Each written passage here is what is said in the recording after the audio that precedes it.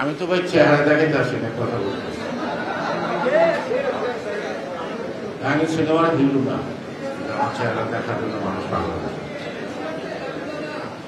তো সুতরাং রাজনীতির কুটিলতার মধ্যে এই সাম্প্রদায়িকতা এখন না, হাজারো বছর আগে থেকে।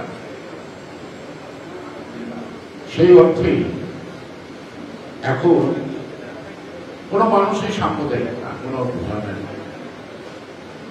কিন্তু কখনো কোনো কিছু মোকাবেলা করার জন্য দাঙ্গা ফেসাদ করে, যাতে মানুষের দৃষ্টিভঙ্গিটা আরো হোসেন মোহাম্মদ এরশাদ 88 সালে কাজটা করছিল, কিন্তু এটা পড়ায় কাজ, এরপরে উঠায় এই একই কাজটা করছে।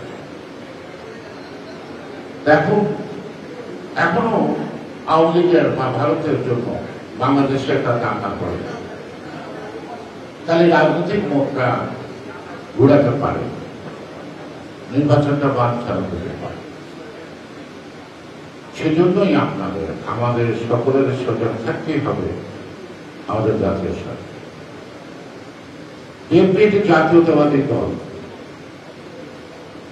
কেউ কেউ আমরা ভুল করে বলে থাকি বিএনপি ইসলামিক কি মূল্যবোধে বিশ্বাস। এখানে আমাদের ডক্টর সাহেব আছেন, মনে বইয়ের কোনো কথাই আমাদের দেখা নাই, লেখা আছে ধর্মীয় মূল্যবোধ।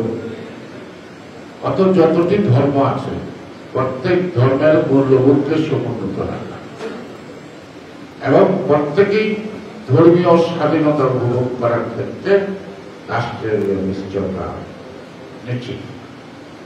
ধর্মীয় মূল্যবোধ আপনি কোরআন পড়েন, বেদ পড়েন, গীতা পড়েন, বাইবেল পড়েন, সকল ধর্মে কিন্তু এটি মানুষকে প্রকৃত মানুষ হওয়ার জন্য পথ দেখে, দানব হওয়ার জন্য পথ দেখে।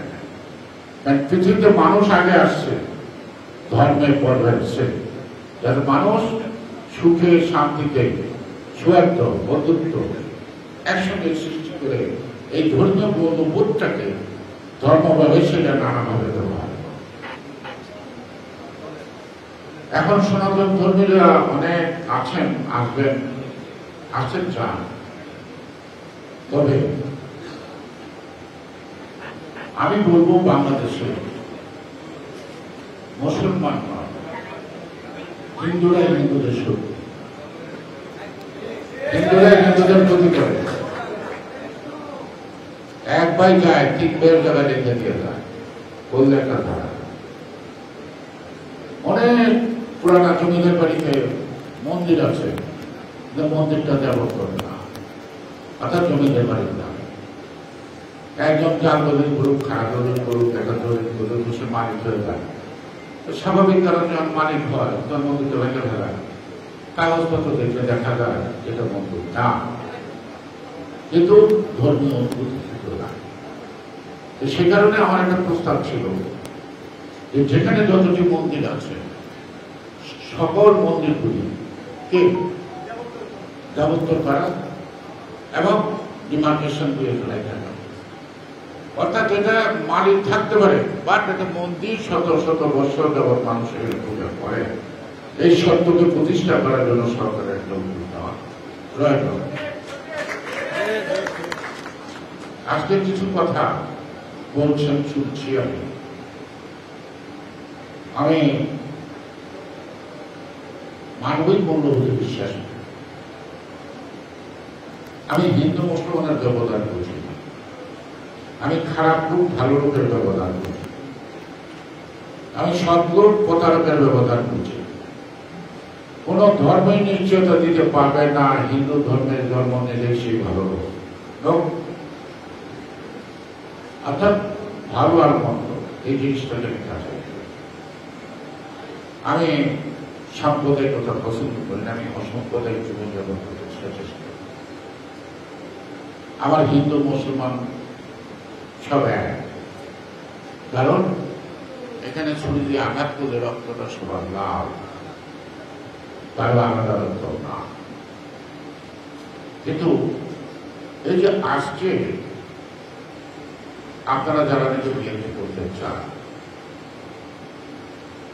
বা এটা তো একটা প্ল্যাটফর্ম, এই প্ল্যাটফর্মের মাধ্যমেই আস্তে আস্তে তারা জাতীয়তাবাদী শক্তির সাথে রাজনৈতিক ভাবনায় একাত্ম হতে চায়। এখানেও আপনাদের শত্রু বিএনপি, মুসলিম বিপুল না, আপনাদের শত্রু আপনারা একত্রিত হতে পারবেন না।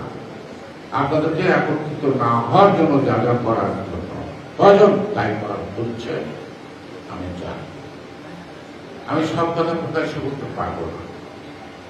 আমি এখানে আসতাম না, আমি যখন শুনলাম আসবে তখন আমি রাজি হইলাম। এই জন্য যার যাই হোক একটা শোকজ খাইতে না, দেখলে তো বুঝতে পারি এই চক্রান্ত আছে। আমি নাম দিচ্ছি, নাম বলবো না, পঞ্চরত্ন আছে। এই পঞ্চরত্ন হিন্দু সম্প্রদায়ের এমনিতে মালিক না প্রতিষ্ঠিত। আমার শত্রু স্বীকার করে, গোপালগঞ্জের এরাও স্বীকার করে, ভারতবর্ষের স্বীকারে বহু পুস্তকে লেখা আছে।